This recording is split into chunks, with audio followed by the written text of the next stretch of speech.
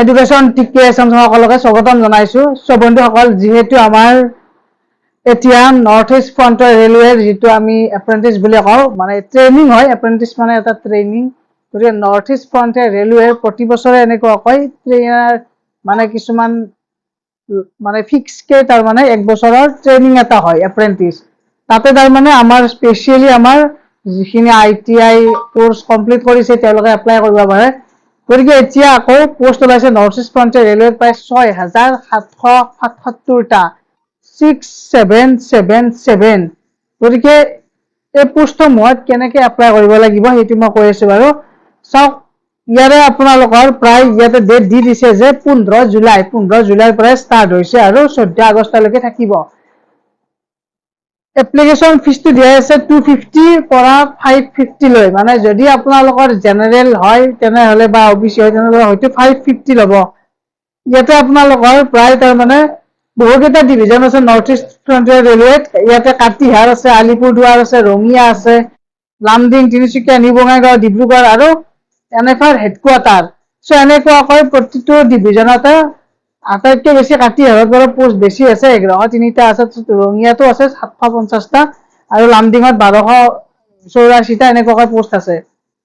গতিকে আপোনালোক কাষত দেখিছে স্ক্ৰীনৰ কাষত, তাতো চাব পাৰে। ইয়াৰে মেইনলি 15 বছৰৰ পৰা এপ্লাই চলে আৰু ইয়াৰে যিখিনি আমাৰ OBC কেণ্ডিডেট আছে তেওঁলোকক যিহেতু বা SC ST কেণ্ডিডেট তেওঁলোকৰ ৰিলেক্সেশ্যনো দিয়ে বাৰু। তেওঁলোকৰ OBC যেনেকৈ 3 বছৰ থাকে, ST SC 5 বছৰ থাকে। গতিকে আমাৰ এপ্লিকেশ্যন ফিজ এতিয়া 100 টকা, মানে 100 টকা এপ্লিকেশ্যন ফিজ হয়। 20 জুলাই তাৰিখৰ পৰা যিহেতু এপ্লাই চলিব, এতিয়া 20 জুলাই তাৰিখৰ পৰা যদি এপ্লাই চলে তেনেহ'লে 19 আগষ্টলৈকে থাকিব, প্ৰায় একমাহ সময়সীমা আছে। মই ডেছক্ৰিপশ্যনত লিংকটো দি দিছোঁ আৰু কেনেকৈ কৰিব লাগে মানে ষ্টেপ বাই ষ্টেপ ভিডিঅ'টো বনাই দি থাকিম। গতিকে সকলোৱে এপ্লাই কৰিব পাৰিব। যিখিনি আমাৰ ৰেলৱেত মানে যিখিনি ITI কৰিছে বা ইলেক্ট্ৰিচিয়ান, ফিটাৰ, মেচিনিষ্ট, টাৰ্ণাৰ, এনেকুৱাকৈ বিভিন্ন যিহেতু ট্ৰেড থাকে এতিয়া, তেওঁলোকে যদি কৰিছে তেনেহ'লে নিশ্চয় এপ্লাই কৰিব পাৰিব। আৰু এডভাৰটাইজমেণ্টৰ লিংকো যদি লাগে মই ডেছক্ৰিপশ্যনত দি দিম বাৰু, তাত গৈ এপ্লাই কৰিব পাৰিব। এতিয়া বহুতে সুধি থাকিব পাৰে যে কি মানে ট্ৰেড লাগিব ইয়াতে, এতিয়া কি ITI ট্ৰেড লাগিব। এতিয়া বিভিন্ন ট্ৰেড আছে, কাৰণ ইলেক্ট্ৰনিক্স, মেকানিক, লগতে ৱেল্ডাৰ, এনেকুৱাকৈ বিভিন্ন ট্ৰেড আছে।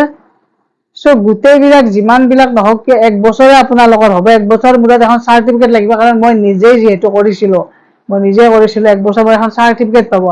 চাৰ্টিফিকেট পোৱাৰ পিছত গভৰ্ণমেণ্ট মানে জব পোৱাটো অকণমান ইজি হ'ব পাৰে, মানে হয় আৰু, কাৰণ যিহেতু এপ্ৰেণ্টিছখন চাৰ্টিফিকেটখন থাকে গতিকে প্ৰিফাৰেঞ্চ পায়।